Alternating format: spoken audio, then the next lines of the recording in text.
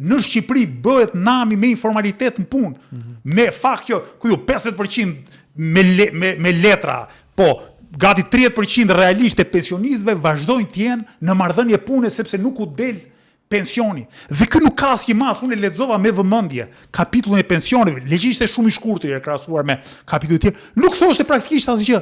Por nuk thoshte si të luftohet informaliteti, sa do të reduktohet informaliteti në punë. Nuk kishte asnjë lloj zotimi. Kishte një kapitull po të shkurtër për punë, edhe aty zero fjalë për sa do të bjerë informaliteti. Nuk dua pallavra, do luftojmë informalitetin. Jo more, kishte 12 vjet se ke luftuar informalitetin. Sa do e luftosh? Siç thua që do marr 1.25 miliardë euro shtesë nga BE-ja, edhe qesharake pastaj që BE-ja na ka bllokuar fondet ne të i partit për bujqësinë, ky thotë do marr në 4 vitet e ardhshme 1.25 miliardë euro. Në rregull, e zëm se i mori. Po këtu pse nuk jep shifra? Sa do të ulet informaliteti në punë? Çfarë do ndodh?